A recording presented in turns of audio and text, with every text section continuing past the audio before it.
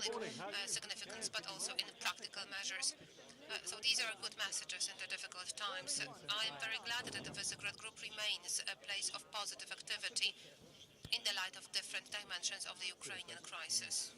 A ja ďakujem veľmi pekne za všetky vaše informácie. Well, thank you very much for all your information. Thank you for attention. I wish you a pleasant day. Thank you. It all boils down to that, doesn't it? Yeah. That's competition.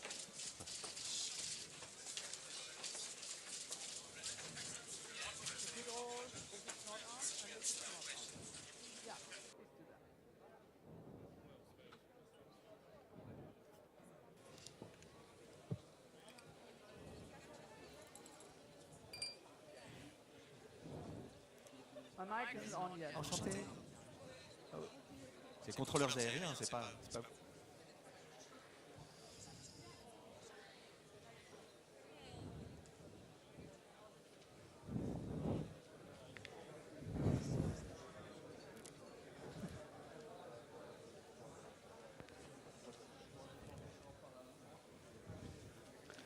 Thank you for now the mic is on. Thank you for your patience. Please take your hard-won seats in this auditory so we can begin the next panel. What we'll actually do here is a bit of a speed paneling. We won't have any introduction. Can you listen for me? Thank you. So what we do now is we'll do a little bit of a speed paneling because we're running over time. We won't have any introductory remarks. Thank you very much. And we'll turn right to the panel, Wake Me Up When September Ends, NATO After the Summit. So far I've been under the assumption that NATO is pretty much wide awake. I certainly do not want to criticize the organizers. I have the tremendous pleasure to introduce to you a formidable panel. And I will start with you, of course, Prime Minister Linkovic. Minister.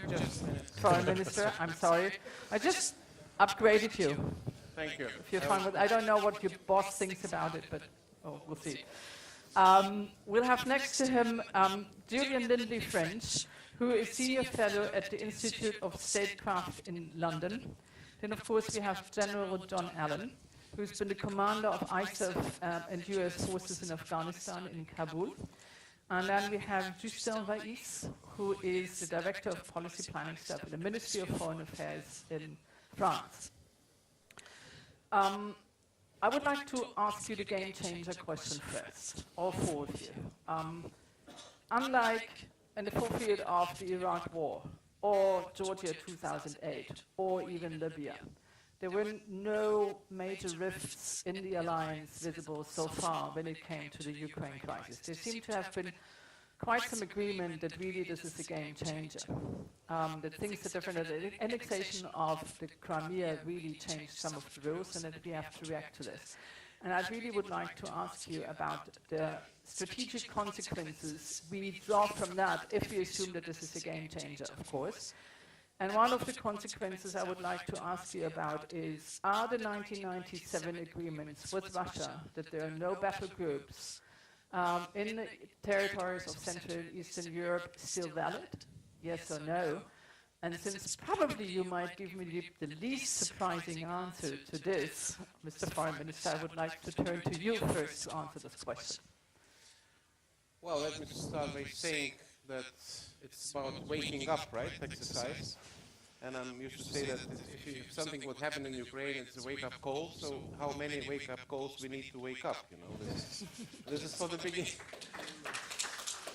And it's applicable not only for NATO, it's applicable for all the national democratic world, because what's happening in Ukraine, it's not just about Ukraine, it's about us, about our perception, about our tolerance, I would say, which is really, we also were part of this, so to say, result. We cannot blame ourselves for what's happening because we didn't do that. We didn't do annexation. But we really, by this tolerance, by this negligence, by this, so to say, underestimation of the situation, by these lessons which were not learned, let me say like that, because you mentioned 2008 war in Georgia, and there were some lessons which were not learned by us, but were learned by Russia. Because by doing nothing, we really provoking some actions on the other side. One can say that we are provoking by doing decisions. let's say, map to Georgia in 2008 and to Ukraine at that time as well, if you remember. Then Ukraine later was deleted from this sentence because of clear reasons. But that was also discussion. If we'll give map to Georgia, it will be provocation, you know. And that was vice versa. It was provocation not to give map. You know, and this is still in the debate, what we should do. So this is really part of the discussions in the run-up to the summit, because we have a very full agenda. We had Secretary General just recently, and we know that we will have very tough debate, I believe, I hope, about this security commitments, Article 5, how it should be strong, transatlantic link, which must be strong, because without that link, NATO will not exist. Open door policy, not remain just open door policy, but have some tangible, so to say, changes. That's very, very difficult. But really, we need to take it very seriously and really time to implement what was decided, I would say. You know, I'm not so skeptic when we will discuss, let's say, about our basic documents and security strategy adopted in Lisbon 2010.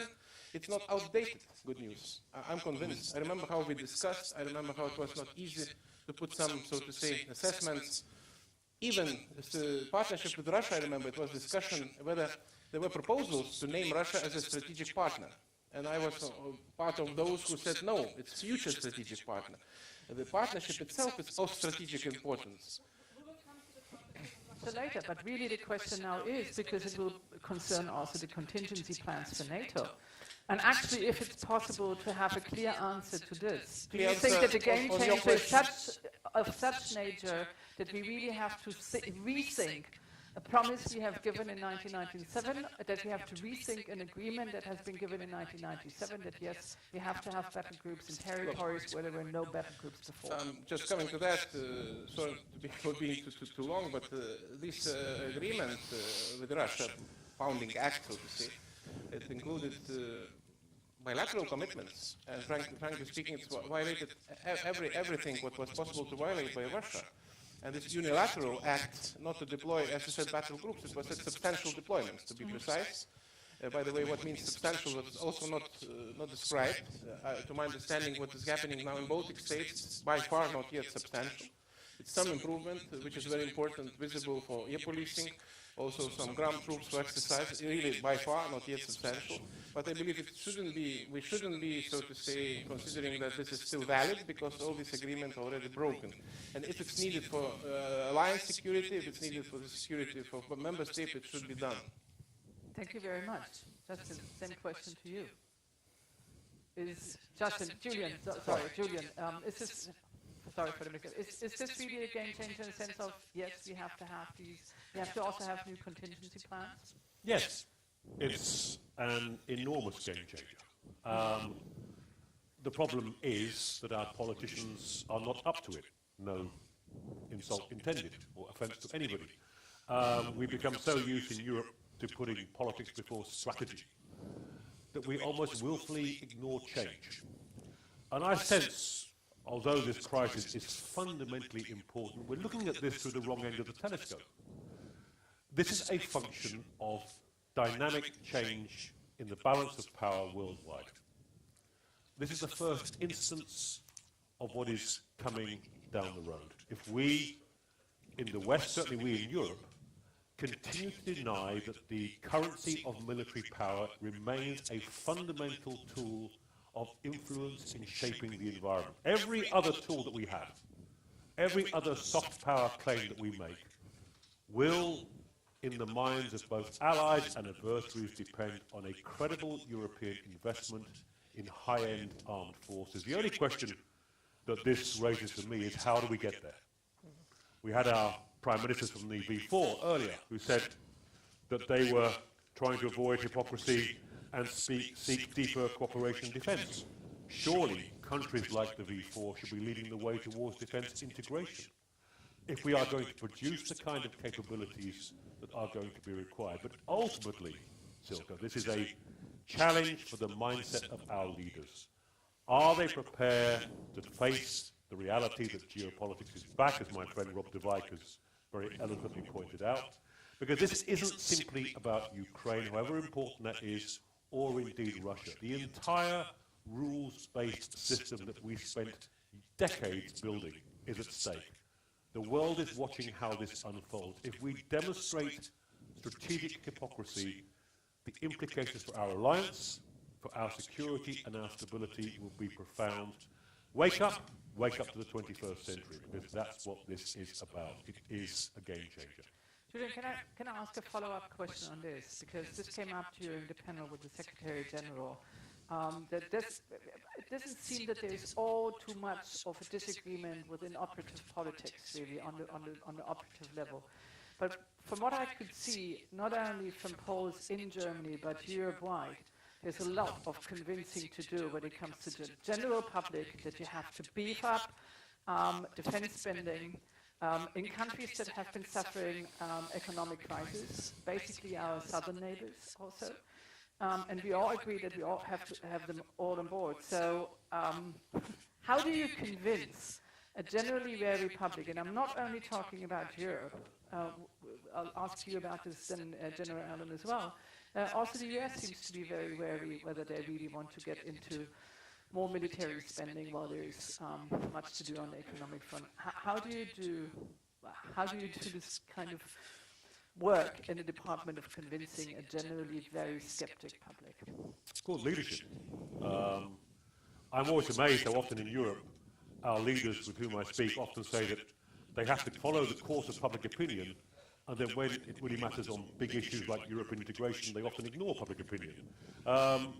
This is a moment for leadership, where Europe leaders have to patiently explain to their peoples that legitimate modernization of our defense architectures, based in legitimate institutions, both NATO and the EU, is a renovation that has been far too long pressing and must now be addressed.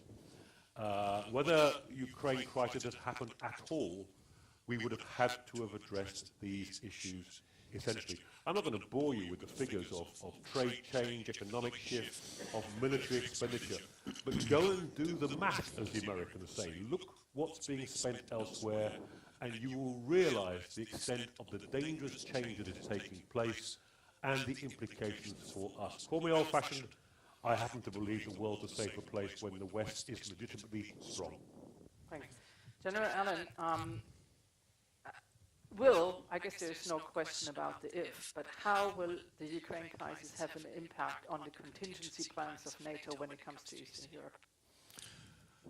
Well, I think to your original question, I think the Russians took the measure of NATO, and it took the measure of the leading states in the global system, and decided it could act. And while we may not be in a position ultimately to abrogate certain agreements that we've made, we better be looking hard at our contingency plans. We have to look hard at those contingency plans to see if, in fact, they're resourced in a manner that makes them relevant when we need them to be. We need to ask ourselves some very hard questions inside NATO.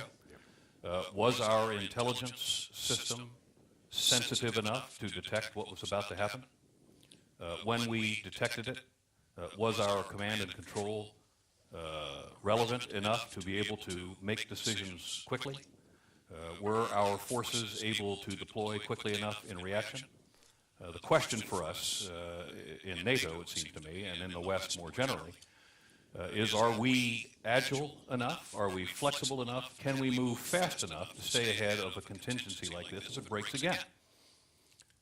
So while we shouldn't necessarily respond to this by abrogating previous agreements, especially the issue about battle groups, but that's a very focused question. We should be deciding whether the future will be about partnership or the future will be about threat. And the Secretary General was very clear a moment ago. He said, we have sought for a generation in the aftermath of the Cold War to have NATO that is whole, free, and at peace. There is no part of the word peace that implies weakness. There is no part of the word peace that implies that we be pacifist. We better invest in NATO in credible ways in order for NATO to present the relevant defense that is necessary, not just of Europe, but of a world order that has provided for us predictable behavior with respect to sovereign states, freedom, and security. And I think this has been an enormous wake-up call. And the summit in NATO, absent Ukraine, the summit in October in Wales, if it had only been about examining the aftermath of Afghanistan, we would probably have come to a series of different conclusions about the future of NATO. What has now happened in the Ukraine, what has now happened as a result of this very clear aggression in the Ukraine, has created an opportunity, I think, at a very critical moment, because this moment of inflection was coming for NATO at the end of the ISAF mission. It was coming. Now is the moment for us to look very deeply at ourselves to determine whether we're organized properly, whether we can detect future threats or detect future activity, whether we have our command and control that is sufficiently agile, whether our forces can move quickly enough to respond, not just for our collective defense, but to move, if necessary, to a point of pain out of area to be relevant. So this is a really important moment for us, and we have some very hard questions that we need to ask ourselves. And the issue about battle groups, I think it's a piece of a larger question about whether any of the agreements that we have entered into over the last several decades that presupposed a level of stability and a certain form of relationship, whether any of those agreements are relevant in the future. And lots of people are watching what's going to unfold here. Lots of countries around the world who are emerging as regional powers are watching.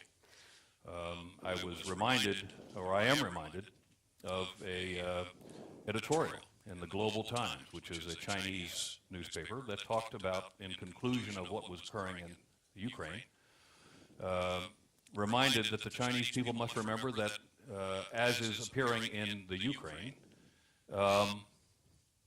global geopolitical politics is usually determined, or can be determined, by strength, and that the modernization of the Chinese military must continue. Well, that's the conclusion which is relevant, but that's not the conclusion we want, to have the relevant observers of this crisis. We want to preserve the world order, which has given sovereign states the ability to, as the Secretary General said so importantly a moment ago, have the freedom of choice. A world order that is subject, once again, to the muzzle of a weapon or the point of a bayonet is not a world order that any of us want. And that comes from strength. It doesn't come from pacifism. It comes from investment. It comes from strength and being ready to go when we have to be ready to go. When I take up this keyword of strength, if you had been talking about Afghanistan, you would have defined strength probably very differently from what we are doing now. What we've done in places like this was to learn to employ flexible, sophisticated troops in exotic places, to put it in a very sketchy way. And now we might have to learn a completely, or an old lesson again when it comes to Russia and the Ukraine crisis, doing the good old territorial defense. Now, my question would be, are any of the lessons we've taken from Afghanistan applicable to what we see now?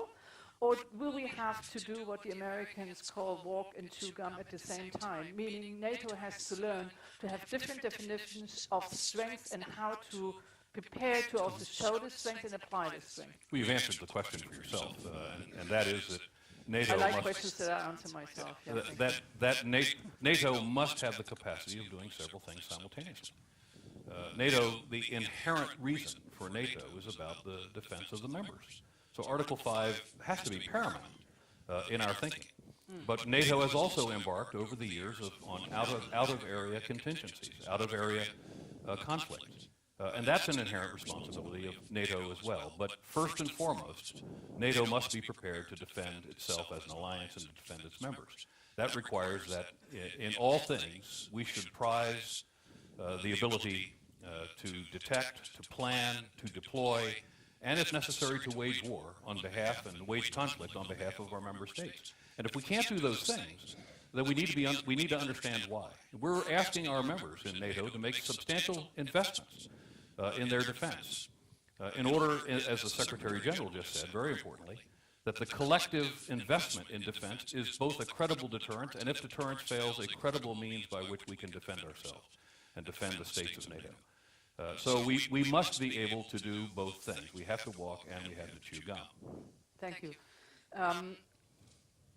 Monsieur Bellis, do you agree on the game changer question so far? And just to ask you a question that's probably difficult for you to answer, which is the reason why I'm asking is, there was a lot of talk about solidarity in the previous panels. And Slovakian Prime Minister Fico actually mentioned it, really. If we can agree on the game changer thing, if we have to show more strength in this crisis, why is it that France is selling amphibious boats to Russia right now? France is not selling these ships to Russia. France sold them 3 years ago.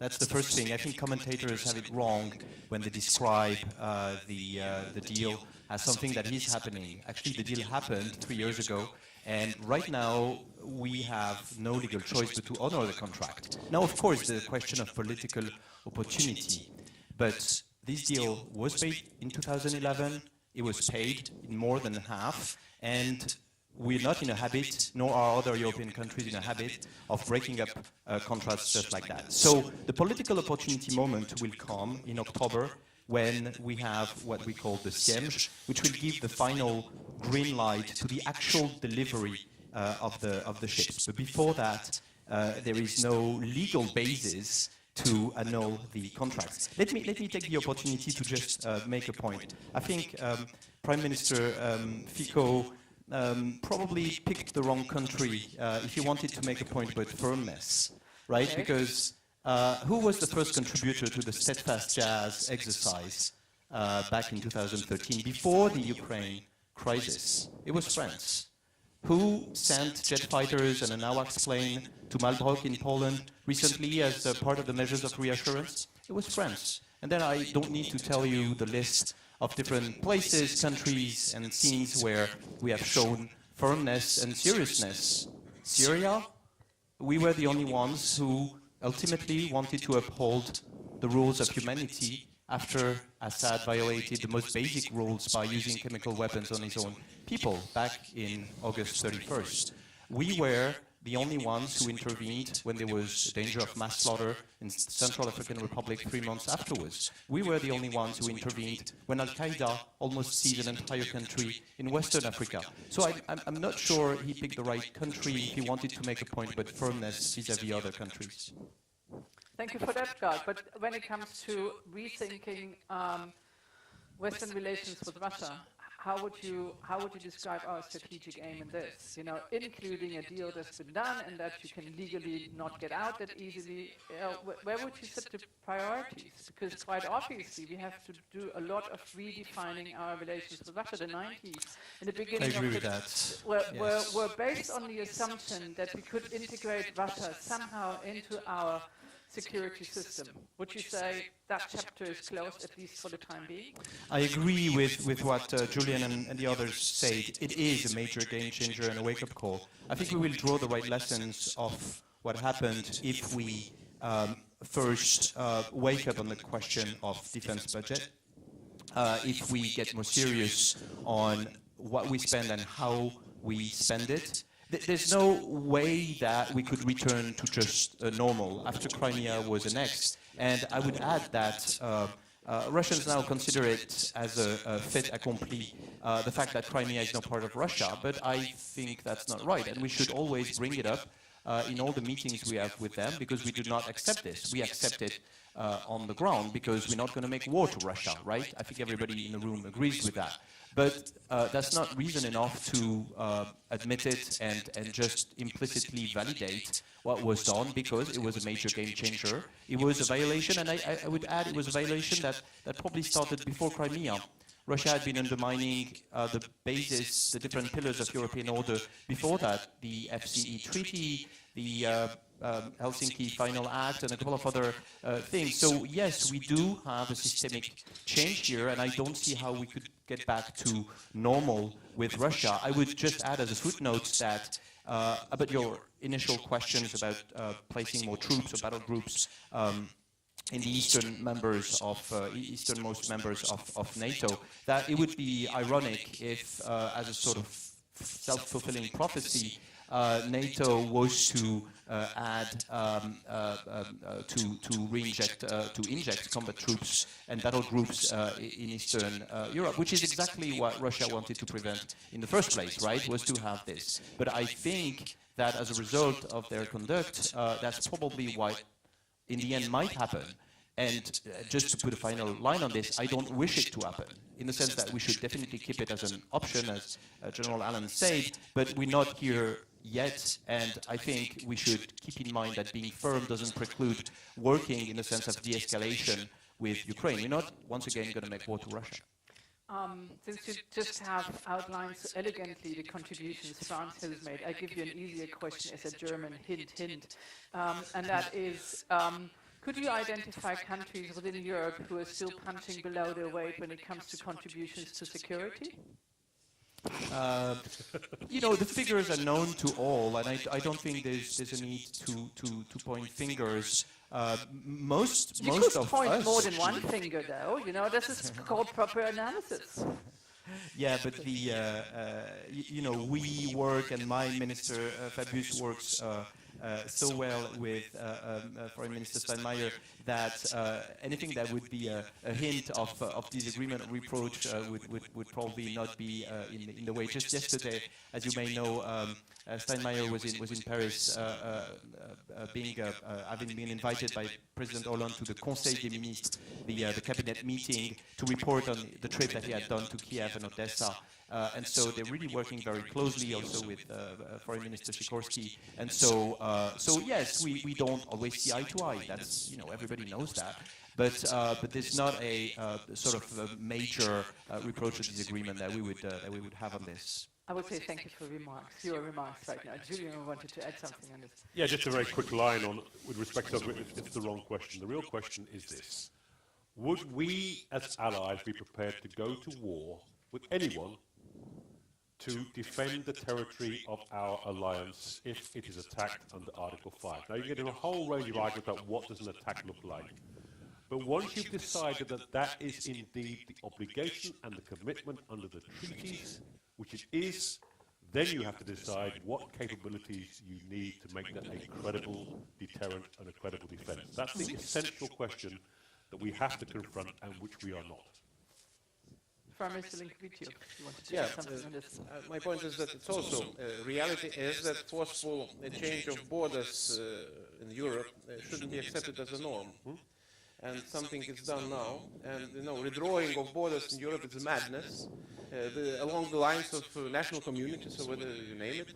And if we apply this model in Asia, in Middle East, in Russia itself, by the way, that would create really a big deal. So we cannot, formally, looking at Washington Treaty, formally also, of course, we have not engaged in many of these conflicts because of these obligations, but it's something wrong happening.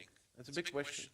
And let me add one more just question, which is us as a now non-permanent members of UN Security Council, and we already trying to get into the business, and it was Central Africa mentioned. We also chairing one of the committees, sanctions on Central Africa. But I'm not about that. I'm talking about the precedent when member of P5, you know, which is supposed to be on the guard of peace, order in the world, and following all this legally, you know, and just we cannot even condemn what's happening, because we cannot pass even a resolution condemning. I'm not talking about more serious involvement. What is done by UN, it's what was done thanks to Secretary General Ban Ki-moon, who sent his representative and tried to show some efforts to mediate, to do something on behalf of UN.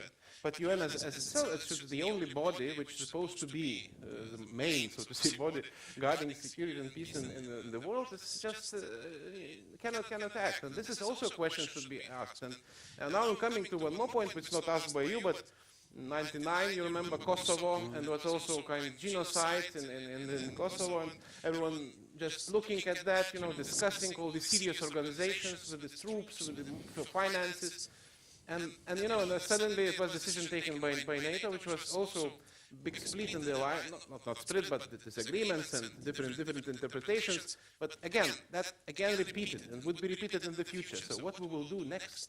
How we'll make this peace order legally? How we'll make this in the future, because that could repeat if we have situations like that, and now again on Ukraine. So this is also something what concerns me and should be addressed by NATO, including. Could I ask you one last question before we go to the auditory to ask a question? And that's a question that was so elegantly and diplomatically not quite answered by the Secretary General on the previous session, and that is, what about Georgia? Should there be a membership action plan for Georgia? And would Georgia be the only candidate, if we think in terms of a further NATO enlargement even? What about Georgia, and are there other countries on the list, from left to right? Can I? Absolutely. Just personal opinion. Since I was also defense minister in my previous life, so I know this game. And to my understanding, Georgia needs just political decision. Georgia really has everything necessary. They should have promised to be member. They will be member. And it says in our documents. Also, they have commission with, so to say, NATO, which not every candidate has this commission. They do have. They have annual national program, which is the same structure as membership action plan. Now I'm talking bureaucratically. Very good feedback mechanism, and really they are well tracked with the reforms. What they need, political momentum to come, political decision to come, which is any bureaucratic additional arrangement will not help and will not spoil, just, that's my point. Okay, map will be okay, but I would not mystify this, This is really not something which is opening gates or facilitate. In my view, practically, this is the matter of political decision which should come. It was same in our case, for Lithuania, exactly the same. By the way, we had no promises whatsoever that we will be members, vice versa. We were told that we will never be members, let me mention. It was said not once, because of geopolitics or some other issues. We had no commission with NATO. We had no program such as, so to say, structured for the accession. But momentum came unexpectedly, paradoxically, after 9/11 events in New York and Washington, by the way. And this change of thinking appeared, and in 2002 it was a decision in Prague that we are invited. So I'm telling also to Georgian friends and others, be ready, use all tools in your possession, do reforms, just do your homework, and time will come. But if time will come and you will not be ready, that will nobody to blame. So this is really, these bureaucratic instruments are interesting, but I would not mystify them, I will not underestimate them. Thank you. Julian. If Georgia meets the criteria for the map, given that the essential question implicit in your question is whether we accept that spheres of influence, coercive spheres of influence, are an acceptable way of organizing relationships, or we believe that the sovereign choices of sovereign states should be the fundamental principle of European security, then yes. That's a clear answer. Thank you. General Allen. Well, I think the minister laid the groundwork very well in terms of what Georgia has sought to do in order to be a member, to fulfill its obligations. My relationship with Georgia is a bit unique in that Georgian forces have fought under my command. And part of what Georgia would bring to NATO is a military capability that can be relied upon, that is credible, and the Georgians have that military capability. And I have seen Georgians die in combat as a direct result of that country's dedication to this NATO mission. And so if Georgia is otherwise ready for NATO membership, and it is, in the end, a political decision, we shouldn't permit what happened in Ukraine to be the reason that Georgia is not admitted into NATO. It should be on the presence and the value of the facts, not and its preparation to be a member of NATO, and shouldn't be deterred because of what's happened recently in the Ukraine. Mr. Reis, would you like to take up the question? Perhaps you could also answer the question, what about a disputed territory then like Ossetia? I was going to talk what about do we that. do with it legally then? Yes, I was going to address exactly that point. One of the pillars of European security that Russia violated, destroyed when it annexed Crimea was the 1994 Budapest Memorandum. And it's of course very important because it sort of makes the point that unless you have one of two things, either nuclear weapons or Article 5, you're not safe. Basically, you are likely to be invaded by a more powerful country, right? If you're in the wrong neighborhood. That's why, and I don't need to tell you all the consequences in terms of non-proliferation, in terms of all the countries that renounced nuclear weapons and then later got invaded or their government changed or got part of the territory annexed, like Ukraine. So this is a first terrible consequence. Now for the other tool that can prevent your country from being invaded, Article 5. I think Article 5 for all of us should be sort of not sacred, but I would say put on a very, very high bar and should be sort of seen as a pinnacle of our security order. And so it's very important not to sort of, just to talk simply, to distribute it too generously if we're not ready to uphold our commitment under Article 5. I'm not saying that's what MAP would do with Georgia, and there is a good case to be made that we should send a positive signal to the Georgians by saying, yes, you're not part of NATO, but you have been doing the right things, and we want to not extend Article 5 to you, but at least include you in our more general circle of security. So that might be necessary. But giving the impression that we would take Georgia, and now I come to your question, with the frozen conflicts not resolved, would be a lie. None of us is ready to do that as long as Abkhazia and South Ossetia are disputed and under let's say, a different authority than the Georgian one. So my answer would be, in a word, yes, to give a positive signal to Georgia, but we should be very careful of who we are admitting as members of NATO because of that sacred nature of Article 5. A clear yes, but. There's the first question here, and then I'll collect questions, the second one here, and the third one over here. We take you third, I'll have you on the list. Thank you very much. If you shortly introduce yourself and then ask a question rather than give a statement. We do have a microphone, and it's coming right here. It just has to pass the photographer, and then it's right there. Thank you. My name is Alex Petriashvili. I'm a State Minister of Georgia for European and Euro-Atlantic integration. Thank you, gentlemen, for your very kind and interesting comments. General Allen, I had pleasure to visit Afghanistan not once, and seeing Georgian, American, British soldiers fighting shoulder to shoulder. When we are talking about the membership action plan, in fact, and the disputed territories which are occupied by the Russian military forces, in fact, you know better than myself that membership action plan technically has nothing to do with the occupied territories, because Article 5 is not applied if membership action plan is granted to Georgia. Georgia has always made very clear that is not going to export its own problems and conflicts into the alliance, and we are doing our best to normalize our relationship with our northern neighbor. Would you like to ask your question? I just wanted to make last comment that it is about sending the message not only to Georgians but also to Russians that NATO is considering Georgia, is committed to its decision in Bucharest, made in Bucharest, and step by step making this progress. It should not be just signal of enhancing the partnership or enforcing some engaging Georgia in some security dialogue. It should be a very strong signal and message. Because of not giving that signal and message, in 2008, it happened in Abkhazia and South Ossetia, and lessons were not... Wait a minute. Would you like to give some other people also the chance to say something? Because this is going to be a very long statement, obviously. I apologize for that, but if...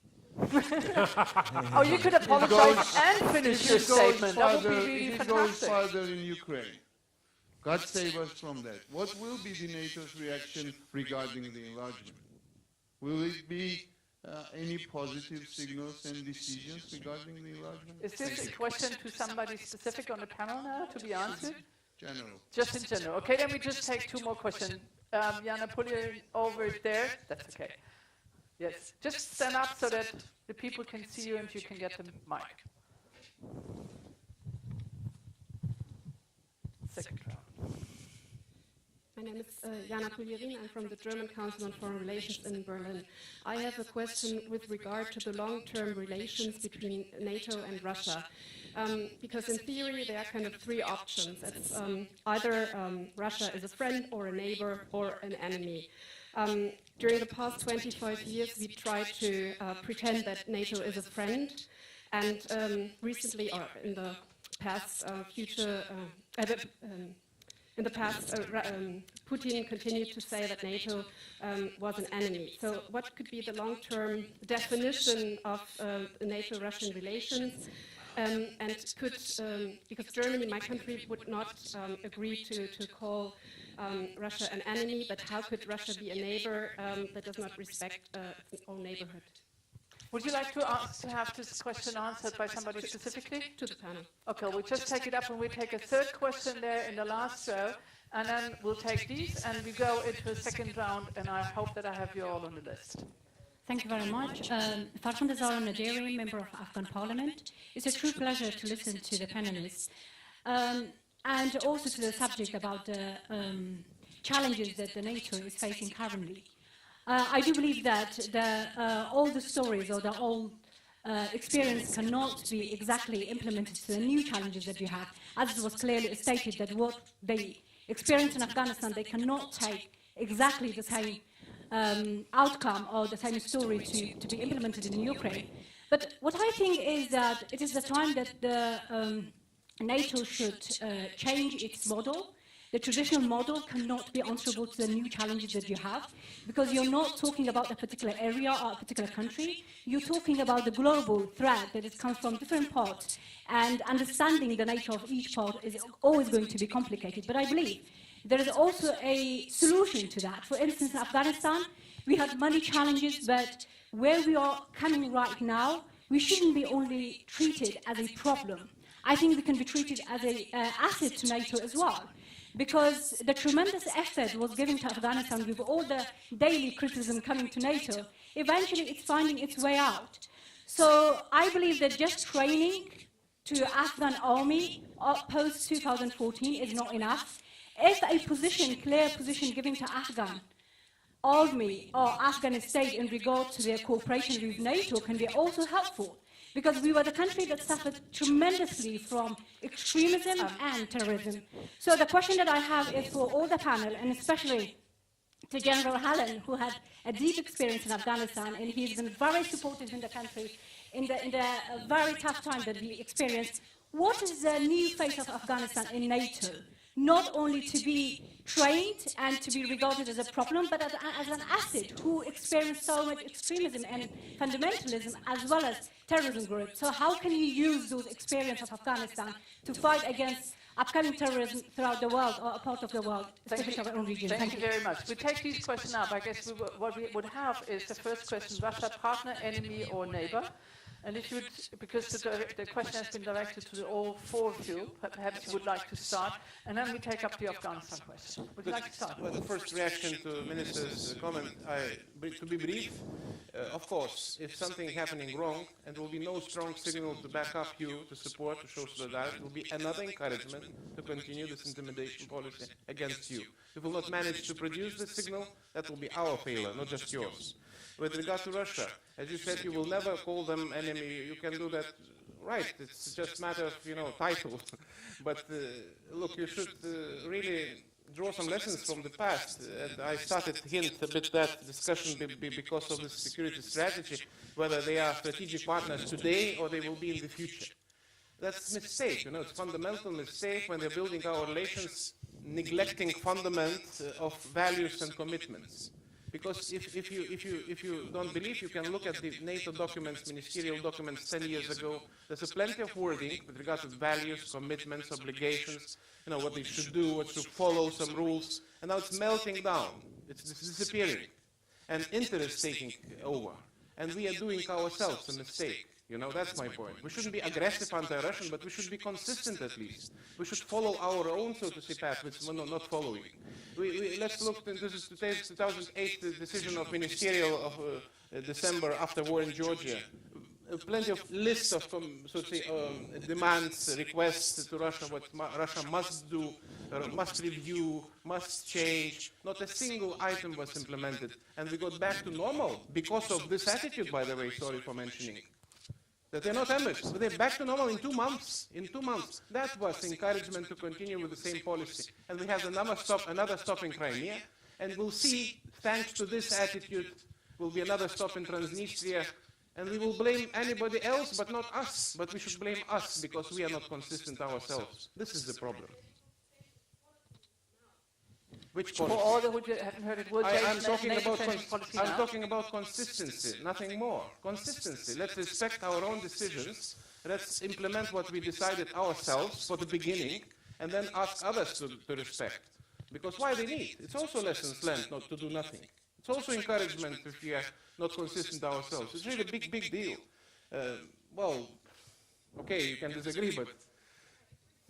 Well, that's the good part about this, that there can be disagreement. Julian, would you like to take up this? Yeah, thank you. I'll take each point very quickly. First, I was attending a meeting in London the day that it was confirmed that Russian troops were actually in Crimea. And one of my political colleagues said, we must de-escalate this situation. To which my response was, when you de-escalate when you haven't escalated, that's called surrender. Not a good idea. And in essence, we have to go back to classical escalation strategies, which is every time there's an escalation of aggression, there is an escalation of cost.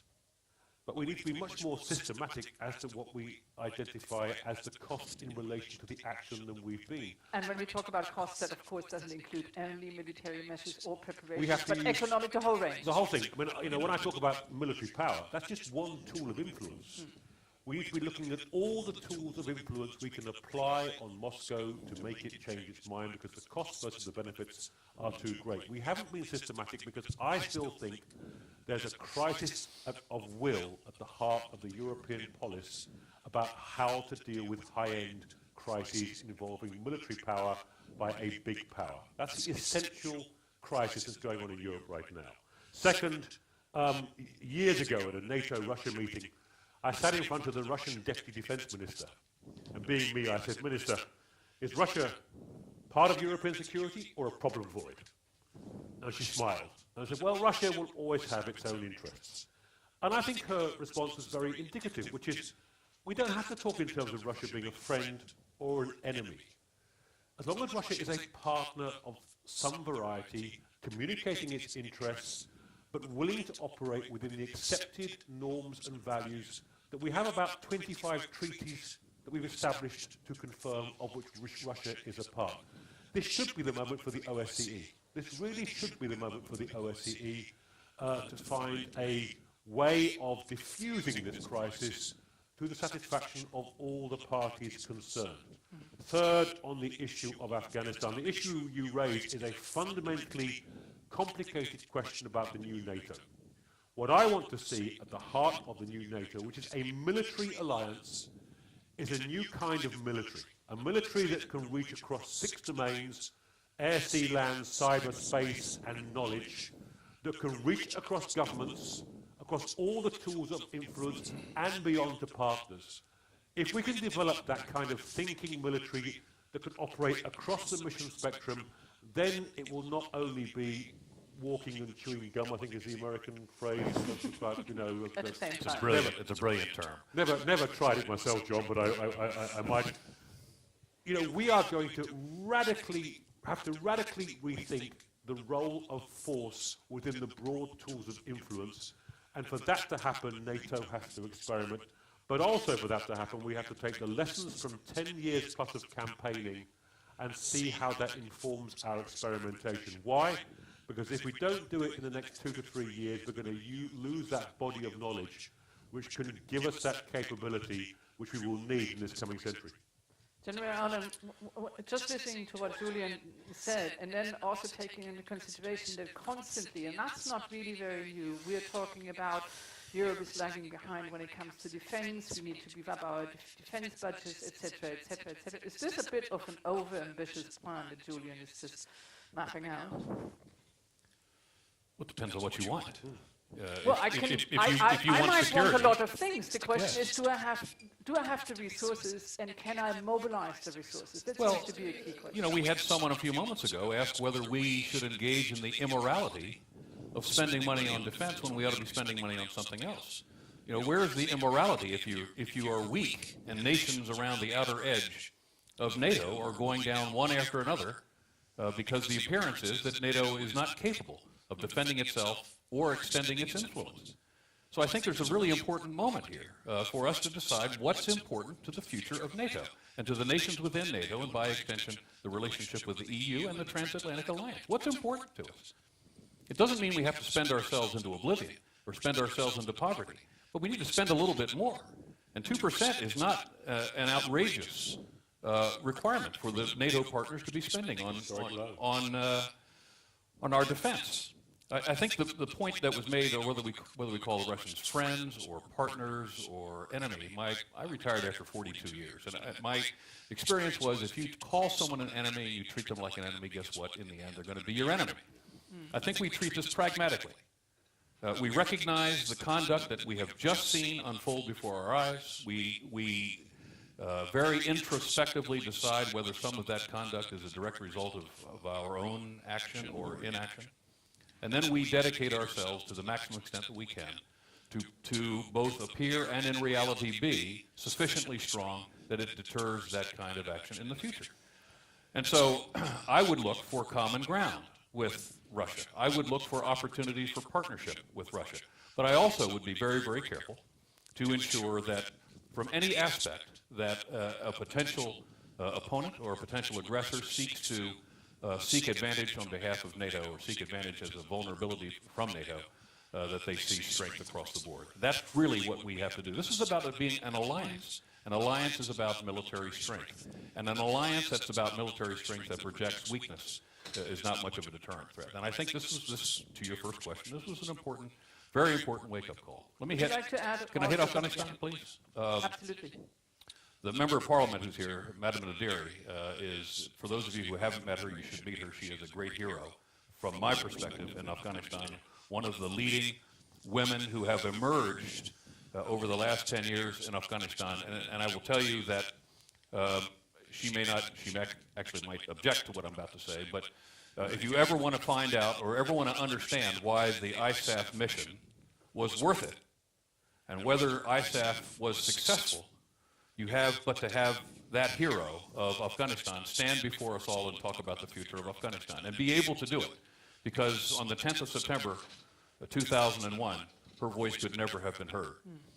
Now, you can judge what's happened in NATO, or excuse me, you can judge what's happened in Afghanistan by the development of a credible military and a police force. And yes, more work remains to be done, and NATO has committed to doing that work. We just need to get our act together with respect to announcing what the contours will look like, and of course we're waiting for the bilateral security agreement to be signed. But the platform of security that has been created in Afghanistan by virtue of our sacrifice, NATO's sacrifice, and the sacrifice and the blood of the Afghans fighting alongside of us is really remarkable.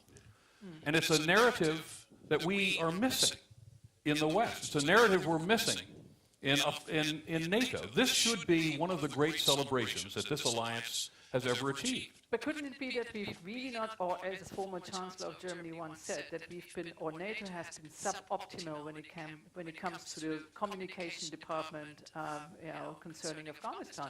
There's not been much communication of the successes that we've had there, and there obviously were successes. I'm not going to judge the communications of NATO. What I will judge is that it's difficult to get a good story out of NATO or out of the media with respect to Afghanistan. It's difficult to get the leaders of the various countries talking about the success of NATO. I have had extensive interaction with those elements within NATO that have sought to tell the story, and I think they've made a valiant effort. But they can't be the sole voice in this. The national leaderships that constitute the 28 states of NATO and the 22 partners of ISAF, they all have to speak openly and eloquently. It can't be a story told only by the generals. It can't be a story by the generals. It has to be a story told by political leadership. And if you want to take the measure of whether we've been successful in Afghanistan or not, it isn't about the body count, and it isn't about the size of the Afghan National Security Forces. If you want to talk about what's success, just look at one great measure of progress in any state in the world, and that's life expectancy. And I could go on with statistics forever. But when we started this adventure in NATO in 2001, the life expectancy of an Afghan was 48 years. Today, it's 60 to 62. And when you talk about the conditions that were set so that 85% of Afghans are within 1 hour's walk of medical treatment or medical capacity, that didn't exist before. When 60% of the Afghan population comes out to vote in this recent election, that is one of the greatest emblems of the success of this mission. That NATO was there for Afghanistan, and 60% of the people, defended by their own forces, that were trained by NATO, came out to vote. In an historic election that's going to see a peaceful transition from the Karzai administration to whatever comes next. 9 million children, 40% of them girls. Women like Madame Naderi, a great emblem of where Afghanistan has come from and where Afghanistan is going to go. We've got to get this narrative sound. This should be a moment of success and celebration for NATO, but we should internalize the lessons that we have learned from this and apply them both to the walking and the chewing of gum that you mentioned before. It's about out of area. Sorry about introducing this metaphor. Well, I'm going to take Julian up on this. We're going to practice as soon as we're done. I'll try my very best. But we've learned a lot of lessons here, and Afghanistan needs to be, in fact, a long-term partner of of NATO in specific terms, but also a long-term partner for other states that seek to emerge from more than 30 years of constant conflict. And look what they have accomplished. Now, we've got to stay with them. We've got to stay with Afghanistan for some number of years in order to lock in our successes, and this idea of potentially under-resourcing resolute support because we need to cut our losses is ill-conceived.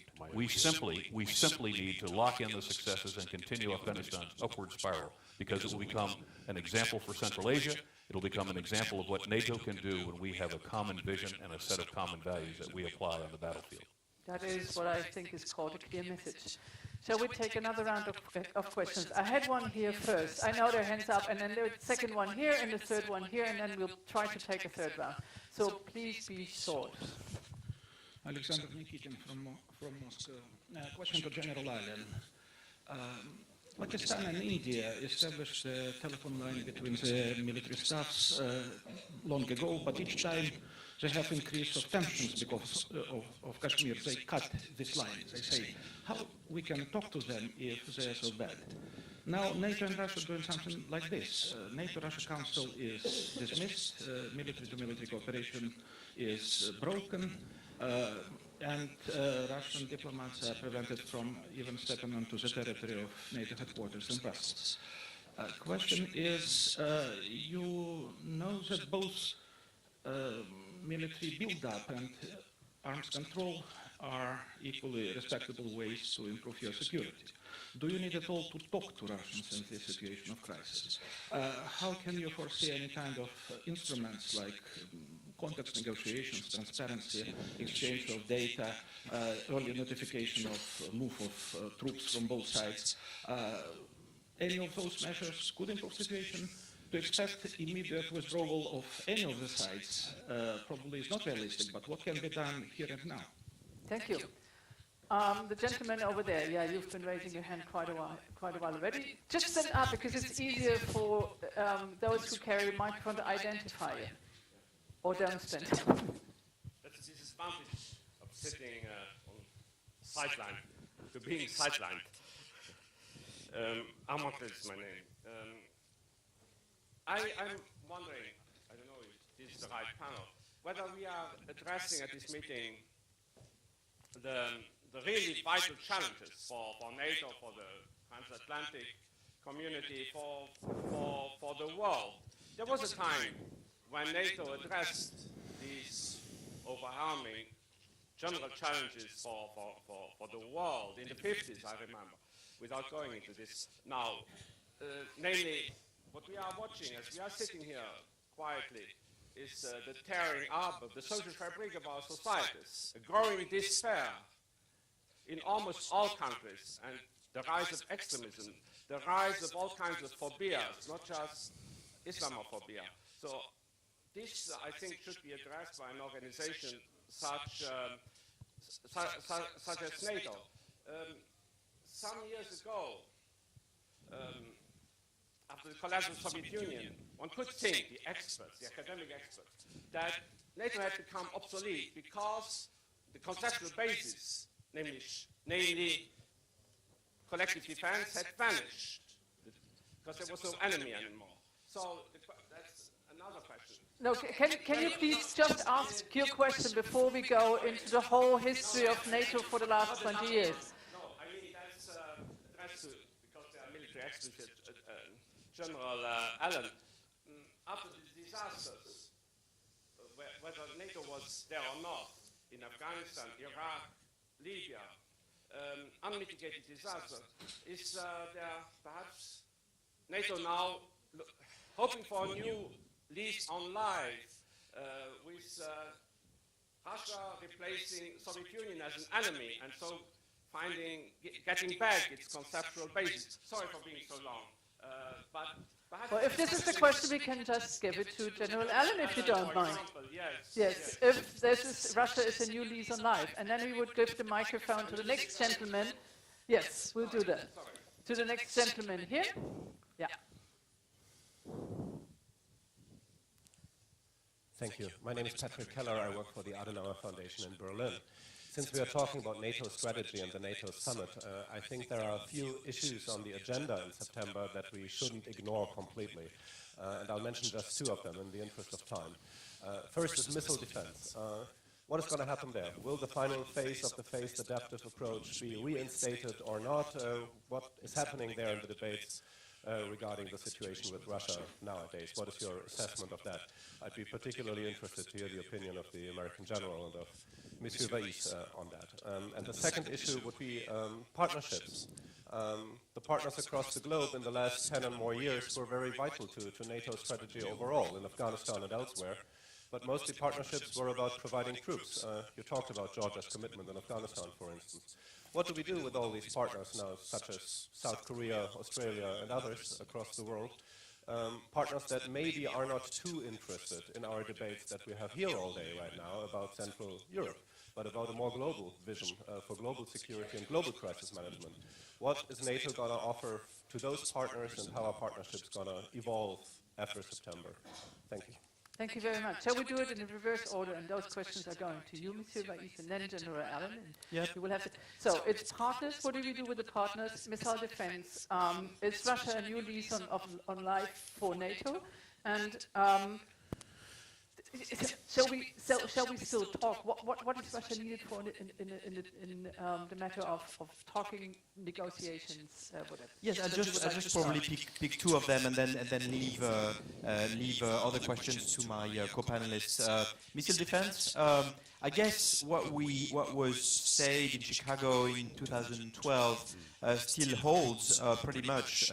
That is to say that the further deployment and refinement, I would say, of missile defense must be subject to careful scrutiny of technical feasibility and financial sustainability as well. But the larger point, of course, in the new context created by the Russian aggression is of course whether we should redirect these missile defense efforts towards Russia, because I mean, I'll be very blunt about this, because this is what some people have in mind.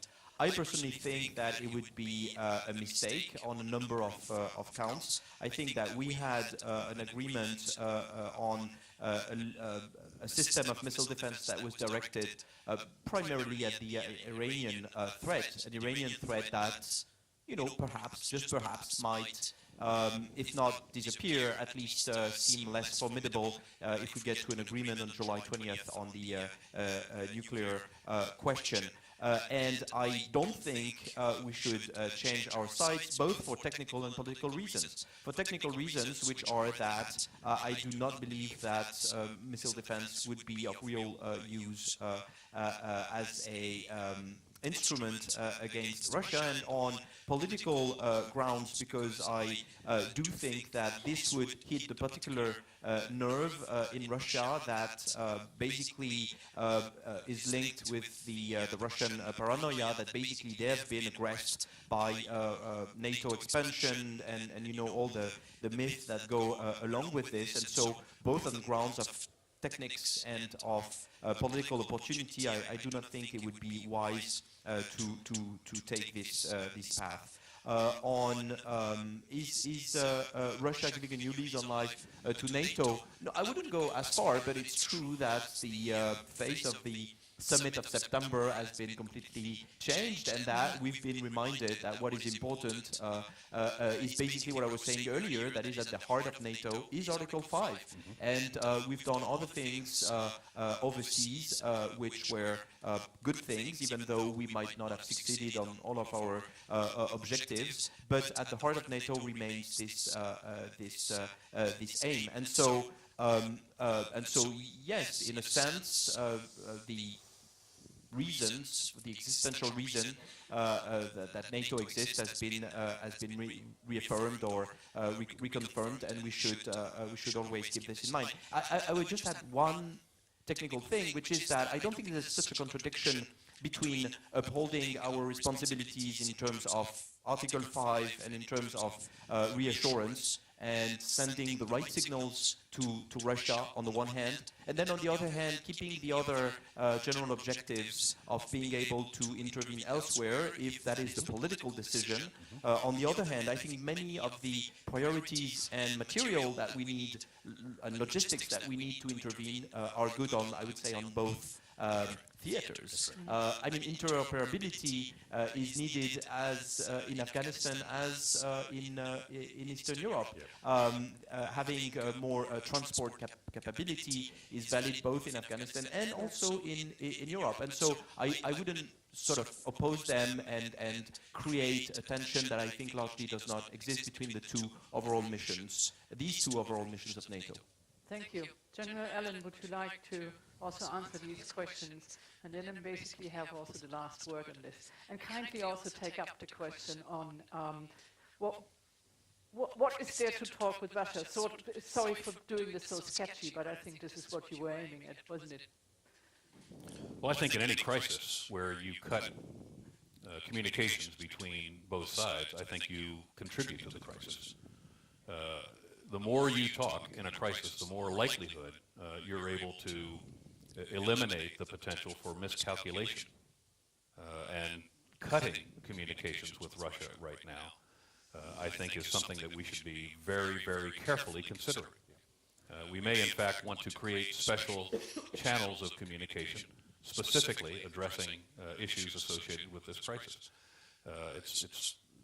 The gentleman from Moscow mentioned India and Pakistan.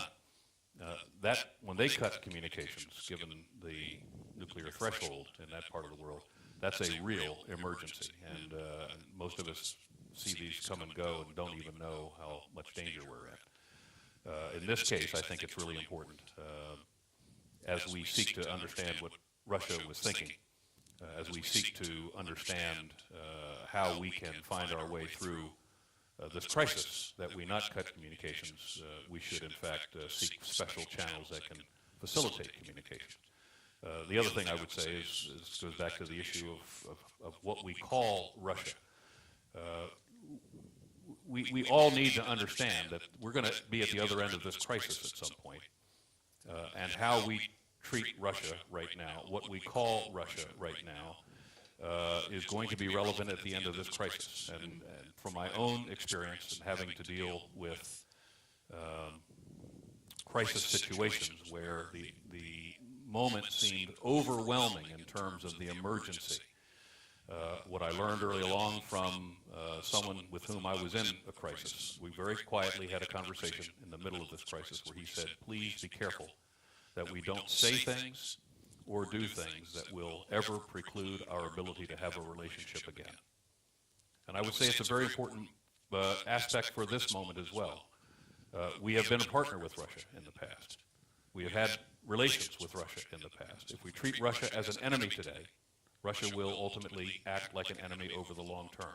We should be very pragmatic in our relationship with Russia right now. We should treat the conduct, we should treat the behavior, we should strengthen ourselves to ensure that we are in fact not an enabler of this as well. But now is a moment for communications, not for silence. And when silence occurs, that's the opportunity for miscalculation, and we've got to be careful about that. Would you like to take up the question on what do we do with all the partners? I think that's a really important question. I commanded a coalition of 50 states, and if I had one minister or chief of defense pass through my office, I probably had 20 or 30, and virtually every single one of them, while they were happy about what had been accomplished in Afghanistan, they were all concerned about the future. Most of these countries, Georgia, others, had accelerated their experience as a military by virtue of all of our collective experience together. Our interoperability of our values, our interoperability of our command and control, our common sense of military doctrine and our sharing of equipment, etc. That was an experience that for most of the countries in the coalition could never have been realized absent what we had done together in Afghanistan. So with respect to the crisis in Ukraine right now, that is going to require a very special moment of introspection by NATO. We've talked about this, and the Secretary General talked about it. But we have 22 partner states who bled on behalf of this mission, who were led by NATO leaders. And they deserve very serious consideration with respect to how we can sustain that relationship over time. Now, in particular, the gentleman who raised the question talked about Australia, I think, and South Korea, but Japan was in the mix. Other Asian states were very interested or were present.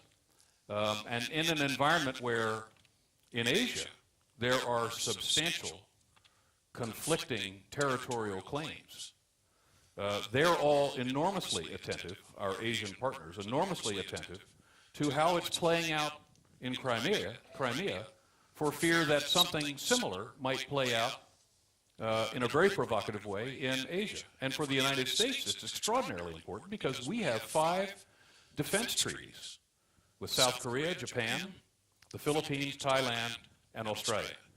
And how the appearance of potentially provocative actions to resolve those territorial conflicts by force rather than through international arbitration is of great interest to the United States right now. And how the process unfolds in Ukraine and Crimea with respect to NATO and the reestablishment of this international behavior that we've become accustomed to see in the last 20, 30 years, that's of great interest. It ought to be a great interest to NATO. It should be a great interest to the broader community. And here's a chance for us to leverage our partnerships in a way that can be constructive, not just in Afghanistan, not just in the European theater, but very importantly in East Asia as well. And I spent a long time in the military. I